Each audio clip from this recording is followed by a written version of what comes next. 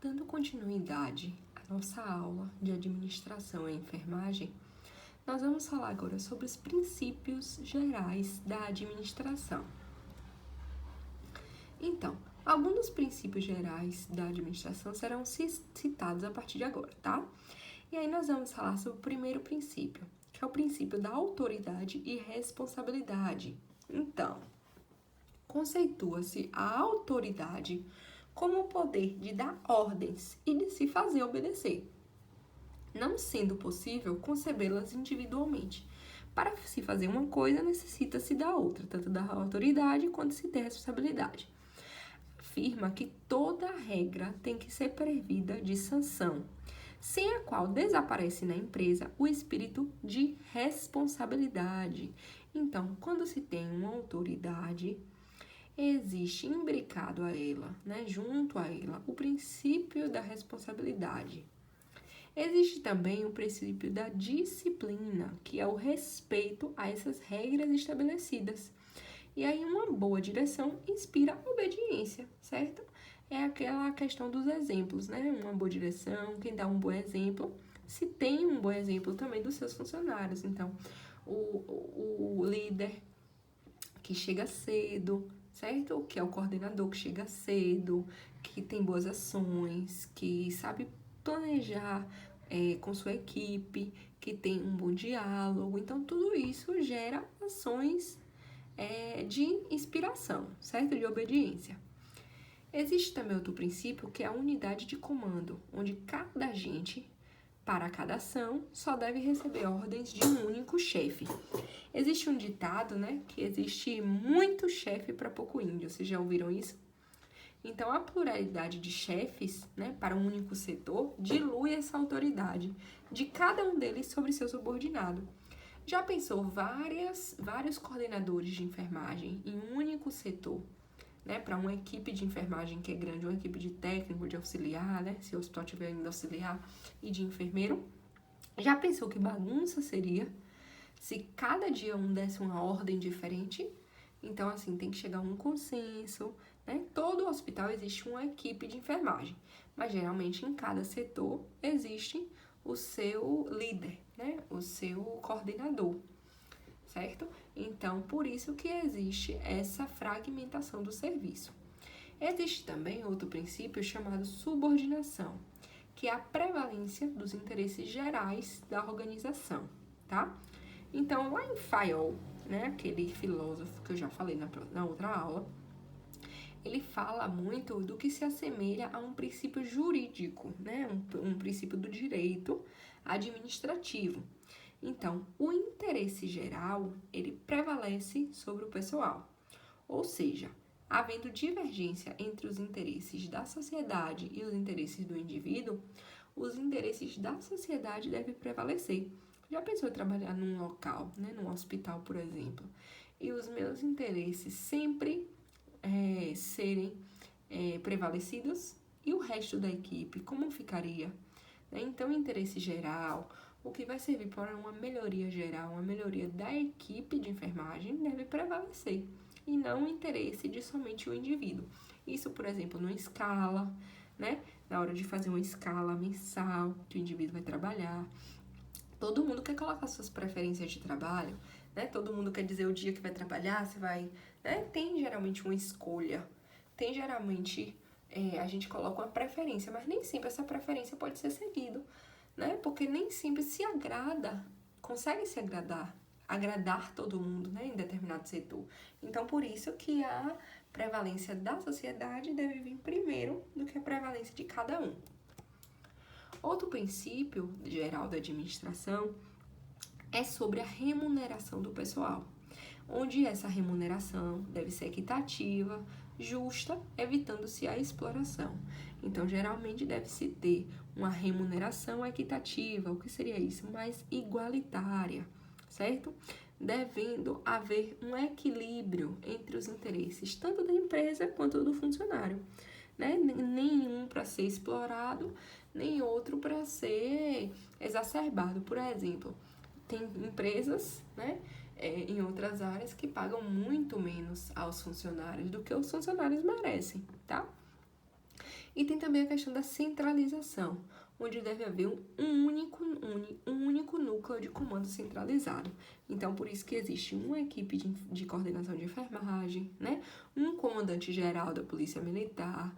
Por isso existe sempre um comando que vai sugerir, né, regras, normas e devem ser obedecidas. Existe a questão da hierarquia, que é uma cadeia de comando por escalas. Então, no poder militar, nós já sabemos, no poder eclesiástico, né, da igreja, nós também já citamos, e na enfermagem, como seria essa hierarquia? Né? Existe o enfermeiro, que é o líder da equipe, coordenador da equipe de enfermagem, onde o enfermeiro, hierarquicamente, né, o técnico, não que ele seja subordinado, não é essa a palavra que se usa, ele deve, né, um respeito, assim como o enfermeiro deve respeito ao técnico, o técnico também deve um respeito ao enfermeiro, mas numa questão de liderança, o enfermeiro ele exerce esse poder de liderança. Então, ele supervisiona a equipe, ele tem a autonomia de prestar, né, uma queixa por escrita, uma queixa verbal, né, de advertir o técnico em caso de descumprimento de alguma regra, descumprimento de algum princípio, certo? E também para a questão mesmo de supervisão da enfermagem. Lembra lá da parte dos princípios de Taylor, da divisão de Taylor, onde Taylor dizia que cada um tem a sua especialidade, certo? Então, é nesse momento que o enfermeiro também exerce a sua especialidade de supervisão. Foi o que ele aprendeu também ao longo dos 5 anos de graduação, tá? Existe outro princípio, que é o princípio da ordem, onde, por meio da racionalização do trabalho, estabelece o lugar de cada coisa e de cada pessoa, né? A ordem, a gente sabe que tem que ter ordem na nossa casa, no nosso trabalho. Em todos os princípios da nossa vida, deve se manter um ambiente organizado, certo? Pontuando cada questão. Por isso que é importante fazer educação em saúde com os profissionais, reciclagem, entre outros, né? Existe também um princípio da equidade, onde seria a capacidade de estimular o pessoal a empregar no exercício de suas funções toda a vontade de devotamento do que é capaz. Então, o que é aquilo? O que é que o indivíduo preza no seu trabalho? O que ele deseja fazer no seu trabalho? Então, vamos estimular esse indivíduo para que ele consiga fazer as suas necessidades, para que ele consiga sentir vontade de trabalhar, que ele consiga sentir vontade de cumprir as suas funções de maneira adequada, tá? Existe também outro princípio, que é a estabilidade do pessoal, onde o funcionário ele precisa de um tempo para adaptar-se às tarefas que lhe foi incumbida, certo? E aí deslocá-lo sem que este tempo seja concedido, né? Sem que sua iniciação tenha sido finalizada, e adotar esta atitude como premissa na administração de um organismo acarreterá que nenhuma função jamais será desempenhada a contento. Palavras difíceis, somente para dizer que se eu trato o funcionário, né, de uma maneira assim digna, o que seria? O funcionário ele tem um vínculo empregatício, onde ele tem uma boa desenvoltura na sua função, onde ele age diante das regras, diante das normas, diante do código de ética, né? Ele tem um bom vínculo com o resto da equipe, ele tem uma boa relação interpessoal com seus colegas de trabalho, ele desempenha a sua função, né, de uma forma ótima, e aí eu vou e retiro esse funcionário e coloco em outro setor. E de repente eu começo a cobrar muito desse funcionário, né? E eu exijo que ele se adapte logo, que ele cumpra logo a próxima rotina, né, do setor novo. Então, nunca mais esse funcionário vai conseguir seguir como ele era antes, porque ele foi tirado abruptamente, né, das suas funções, ele foi modificado, né, sem um contexto. Então, lógico que a gente é ser humano, a gente é falho, a gente tem a questão da estabilidade emocional, né? E existe no trabalho também a questão da estabilidade do pessoal.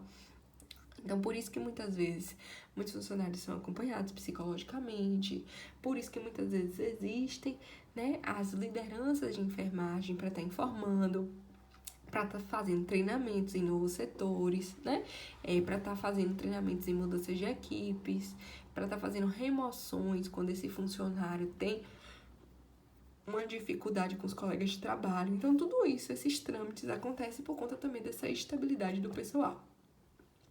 Outro princípio é o princípio da iniciativa, onde os liderados devem ser incentivados a buscar por si só as soluções para os problemas que surgirem, né?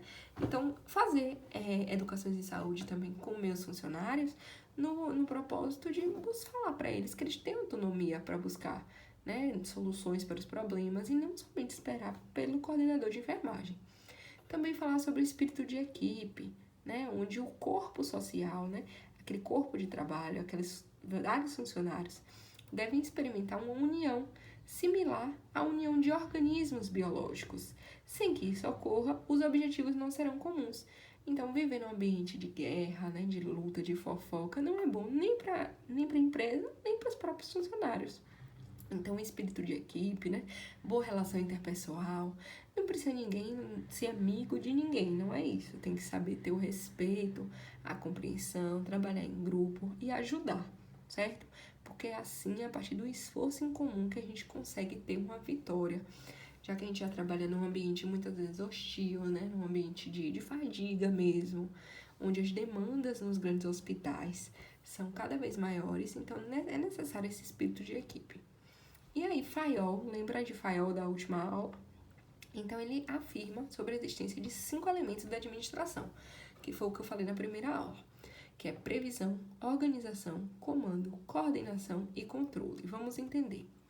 A previsão, né, ele conceitua como o ato de calcular o futuro e preparar as ações para que as metas sejam atingidas.